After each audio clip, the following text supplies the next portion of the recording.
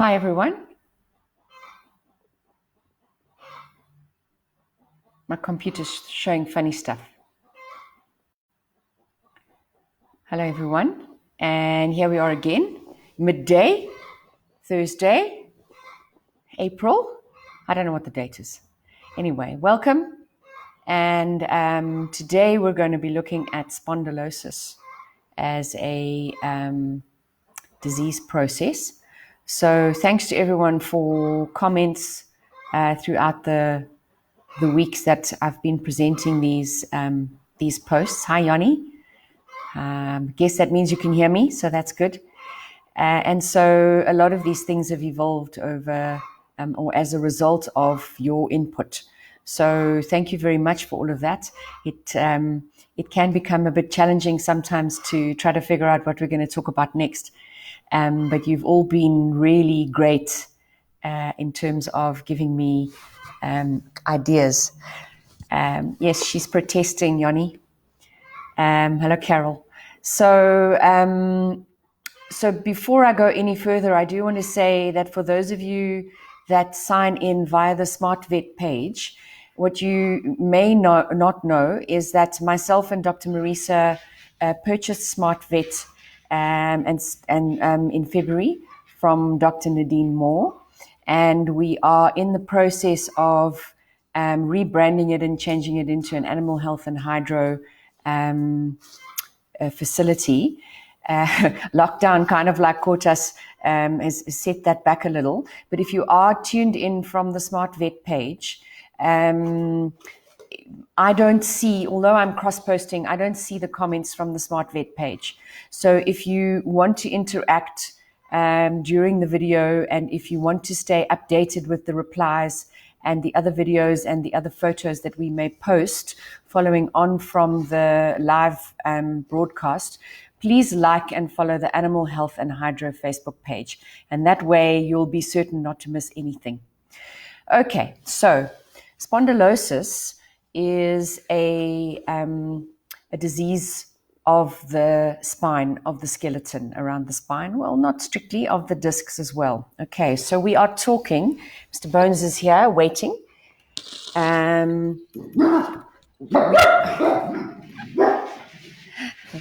We are talking about the spinal column, okay? And most of the symptoms we see is like extra bony growth and what we call exostosis, so bone outside of the norm, that most of it occurs on this, what we call ventral aspect of the spine, or that's what we see on an x-ray. So ventral means on the underside and dorsal means on the top or the back side. So on the underside of the spine, the ventral side of the spine, is where we see the changes on x-ray photos. But the changes are not limited to that area. So it's most commonly occurs in the lumbar spine, but we do see changes in the thoracic spine as well, so in the area where we've got ribs. Sometimes, so basically, when you read the research and you read the textbooks and everything, the spondylosis is the body's reaction to an instability between those two vertebrae. And if you go a little bit further, there are a number of authors and a number of researchers that say when the disc between the two vertebrae degenerates, then the body feels the need to actually stabilize. Okay, and so as a result of age-related degeneration of the disc, we get spondylosis. Okay, sometimes I think it's also from a lot of wear and tear, and I'll go into that. But pretty much a lot of people, vets and researchers, are saying that if any animal, if any dog or cat gets old enough, then that dog or cat will develop spondylosis. Okay, so it appears to be related to the rate of degeneration of those discs. Okay, but it's a natural degeneration. It's not a disease process like it is in Dachshunds and Pekingeses and Jack Russell Terriers. Okay. And so as that bone develops, if you think of the spinal cord in cross section, so now I've cut through it and I'm looking at it head on. Here is the bottom part of the spine, and here's the back and the dorsal process. Okay.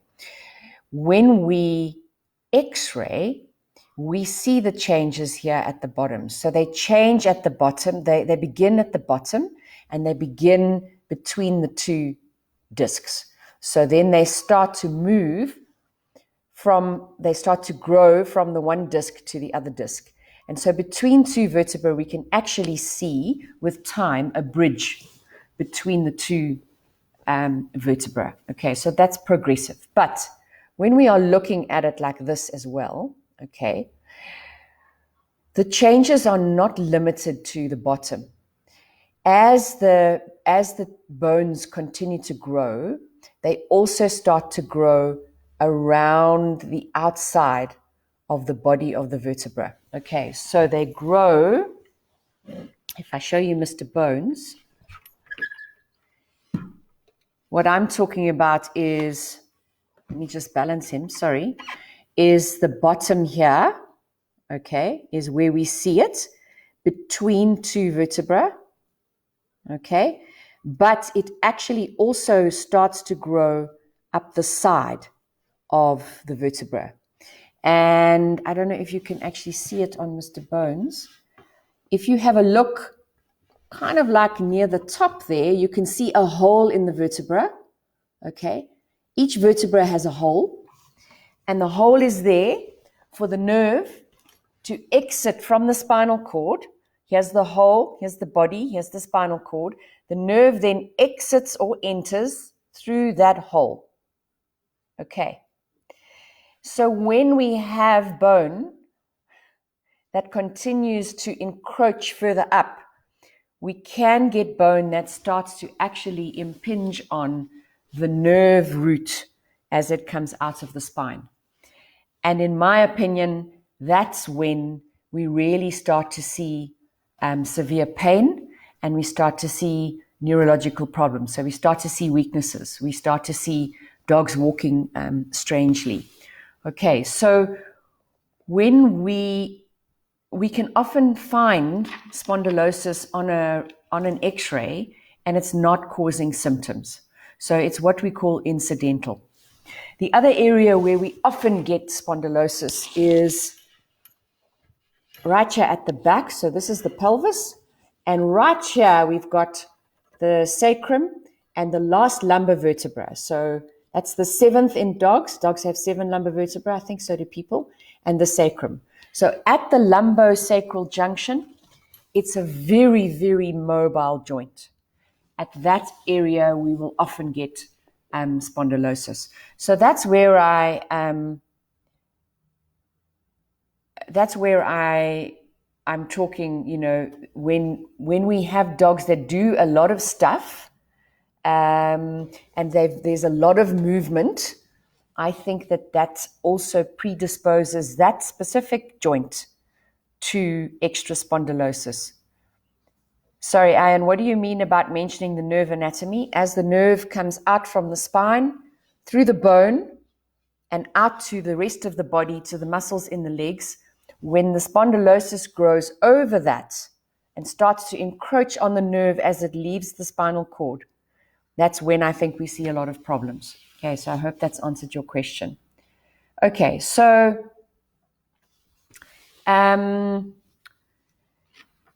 pretty much what spondylosis will do, if you think about it, is now we're going to start getting areas of bone bridging on the underside of the spine. That's what we see. It's going to affect the dog's spinal flexibility as well. Okay, so it's definitely going to affect the dog's movements. Something that has come up in a couple of the questions as well has been when we spoke about pain, and pain has now come up in a number of the talks, you know, patellas, cruciates, elbows, disc disease. There was a question about, do dogs perceive pain differently? So if you go to my pain video, I talk about the emotional aspects of pain and so on. But the question was, are there breeds that are resistant to pain? And so I think the answer to that is yes. I do think that different dog breeds feel pain differently or are more susceptible. So if you think about a working dog, like a bull mastiff was bred to track and to follow poachers in England centuries ago. And that was his job. And so he was not going to, if he was sore, he's going to rather do his job and override that pain. And so we do get breeds. I mean, I think German Shepherds, Belgian Malinois definitely, I would say, are more stoic. German Shepherds, I think it depends on the individual. But you will have breeds that traditionally it's more difficult for you to perceive the pain than in other breeds. And then we've got the individual variations as well. Okay, so a little bit of a digression. Spondylosis, when we treat spondylosis, it's usually because we see pain related to the extra bone that has laid itself down in areas of the spine. And one of my favorite treatment modalities for spondylosis is acupuncture, because it also helps to release the muscular tension around that area. Remember that when dogs feel pain, they're going to compensate, and often it's with a tight muscle. So acupuncture works very, very well in managing the pain associated with spondylosis. The other thing, which obviously I punt a lot, is exercise. Okay, so we don't want highly concussive exercises because that spine it can't cope. It's not as flexible as it used to be. And so we're going to want to be looking for slow movements and movements where we have reduced weight bearing. I really like the underwater treadmill for this. I know that people don't just have $500,000 to invest in an underwater treadmill. You don't have one lying around. But walking in any body of water is going to assist with muscle strengthening and with alleviating some of the weight, the gravity that can play a role in the pain. So even if you have a pool at home that's got a step and your dog can walk along that step, if it's large enough for you to be able to walk the dog along there. For some of the little dogs with disc disease, I will also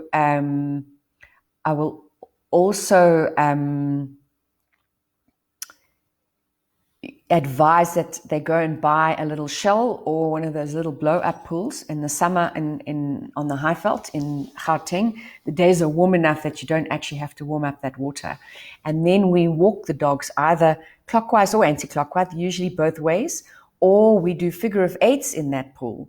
So if you think about a figure of eight, we are gently also asking for spinal movement from side to side, but it's not a harsh movement. Okay, so those exercises can be really good for assisting with pain, and with maintaining muscle strength. Okay, that's the other biggie.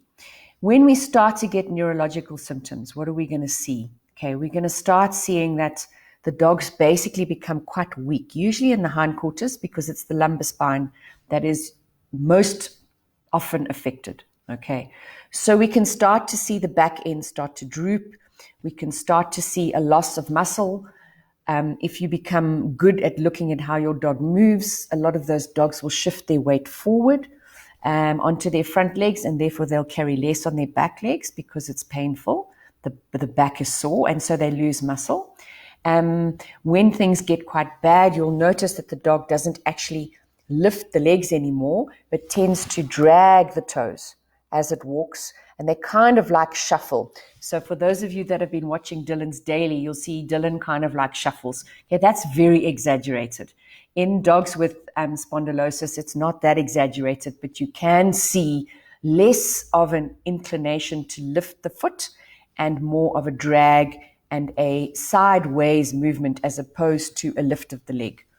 Okay, and we can, I mean, I think that I have seen spondylosis more frequently. I don't have, it's a feeling, okay? So I don't have the research, and I haven't looked at my own numbers, but I think more frequently in really, really active breeds.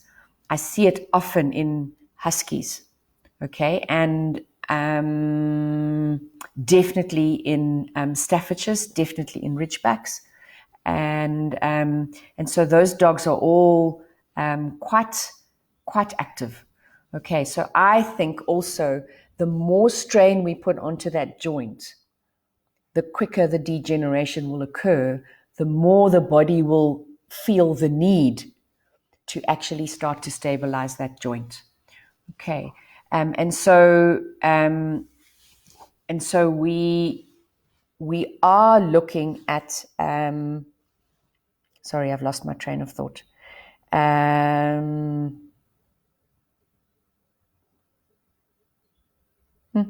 Sorry, let's just go back to the signs that you can see. Okay, now I found it again. Sorry about that. So one of the other things that we see in advanced spinal involvement and neurological problems is dogs are able to develop a movement that we call spinal walking. So I just want to tell you that there's a difference between if you look at dogs from behind and they are kind of like swaying their legs instead of lifting. So if they've got to lift their legs, they're using the muscles. I'm going to stand up here. If I have to lift my leg, I'm using hip flexors and muscles around my hip to actually lift my leg. So you want to look for dogs that are lifting. Okay, that's a normal movement. Dogs that have back pain, dogs with disc issues, dogs with hip issues will often swing the leg. Okay, so if I stand like this, instead of doing this, the dogs are actually doing this. Now, if you look at those dogs from behind, they have a sway with their bum. Okay, now I have heard some people refer to that as spinal walking. That is not spinal walking in terms of the medical term spinal walking. That walking is engaging the lumbar muscles to move the leg forward, as opposed to using the hip flexors and the normal muscles around the leg to lift the leg and move it forward. Okay. Spinal walking in the medical sense is a reflex walk. So what that means is in dogs where we have complete compression of the spine or where the spine has been transected, the spine has been severed, they can, let's say it's in the lumbar region, those dogs can learn to walk again on those back legs with the right rehabilitation and neurological input from people like me. They can learn to actually engage. It's a reflex arc through the back of the spine, so it doesn't come up to the brain.